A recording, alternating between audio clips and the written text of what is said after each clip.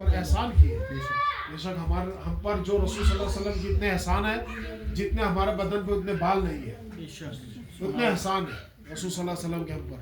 اگر رسول صلی اللہ علیہ وسلم اس دنیا میں تشریف نہ لاتا ہے تو آج ہم جانور والی زندگی گزارتے ہیں.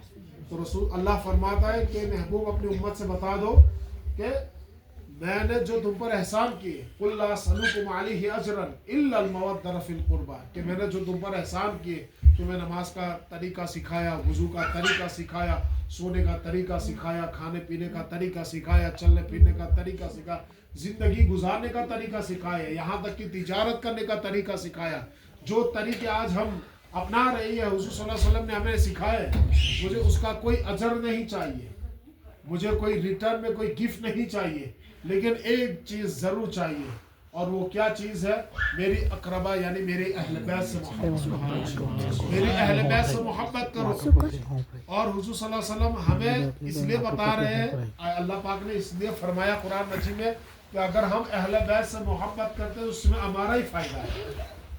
حضور صلی اللہ علیہ وسلم نے ایک حدیث میں فرمایا نا کہ یا اللہ یہ میرے حسنین کریمین ہے، میری اہل بیت ہے، میں محبت کرتا ہوں، یا اللہ تو بھی ان سے محبت کر، اور یا اللہ جو ان سے محبت کرے یا اللہ تو اللہ ان سب سے محبت فرما، ان سب سے محبت فرما. تو میرے دوستو، جو اہل بیت کی جو شان ہے، عظمت ہے، الحمدللہ ہم نے علماء کرام سے کئی مرتبہ، اور الحمدللہ محرم میں ہم سنتے ہیں، باقی اور بھی مہینوں میں اہل بیت کی شان و عظمت سنتے رہتے میرے دوستو. لیکن انہوں نے ہمیں بہت باتیں سکھائی ہیں. اہل بیت ہے نا، دیکھو حضور صلی اللہ علیہ وسلم نے فرمایا کہ میں آپ دونوں میں، آپ یعنی کہ میری امت کے اندر میں دو بھاری چیزیں چھوڑ کے جا رہا ہوں. پہلا فرمایا کیا؟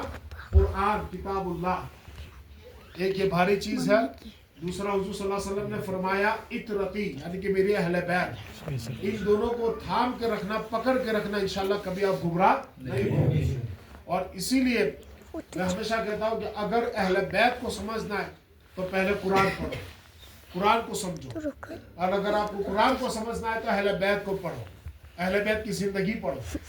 اہل بیت نے ہمیں بہت کچھ سکھایا ہے. دیکھو کربلا کے میدان میں حضرت امام حسین نے استقامت کا سبق دیا، صبر کا سبق دیا، بہت چیزوں کا سبق دیے، یہاں تک کہ نماز کا بھی ہمیں سبق دیا.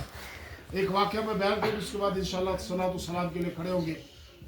حضرت امام حسن رضی اللہ تعالیٰ عنہ، حضرت امام حسین کے بڑے بھائی حضرت امام حسن رضی اللہ تعالیٰ عنہ، ایک مرتبہ ان کی والدہ خاتون جنت سیدنا بی بی فاطمہ الزہرا رضی اللہ تعالیٰ عنہا، انہوں نے پوچھا کہ اے میرے بیٹے حسن، میں نے آج تک کبھی نہیں دیکھا کہ آپ میرے ساتھ کھانا کھاتے ہو، یعنی کہ اتنے سال گزر گئے، آپ جوان ہو گئے، آپ اتنے بڑے ہو گئے، لیکن میں نے کبھی بھی نہیں دیکھا کہ آپ نے ایک وقت کا کھانا میرے ساتھ آپ نے کھانا کھایا ہو.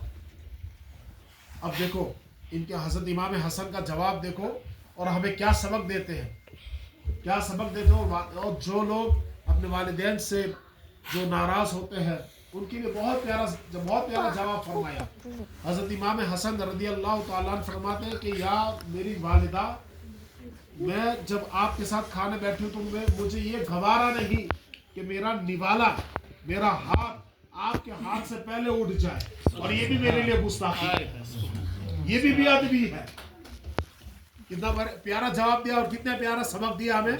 فرمایا کہ میں نہیں چاہتا کہ میرا ہاتھ آپ کے ہاتھ سے پہلے اٹھ جائے اور میرے منہ میں نوالا چلے جائے، یہ بھی بے ادبی ہے میرے لیے.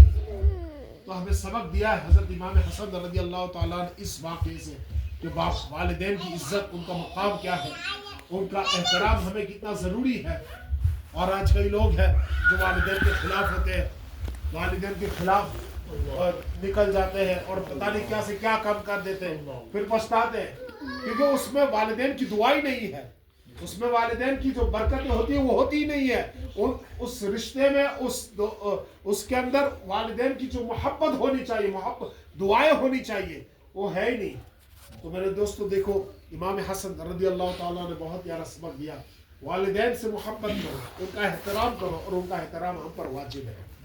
والدین کا احترام ہم پر واجب ہے، اور جتنا احترام کرو گے اس میں ہمارا ہی فائدہ ہے. تو ان باتوں کو اللہ پاک ہمیں اس پر عمل کرنے کی توفیق عطا فرمائے اور اللہ پاک ہمیں سمجھ عطا فرمائے اور اپنے والدین کے ساتھ حسن سلوک اچھا سلوک پیش کرنے کی توفیق عطا فرمائے اور ہمیں والدین کا فرما بردار بنائے اور اللہ پاک ہمیں سچی اہل بیت پاک کی صحابہ کرام کی اولیاء کرام کی انبیاء کرام کی سچی محبت عطا فرمائے. سلام کے لیے کھڑے ہو جائیں.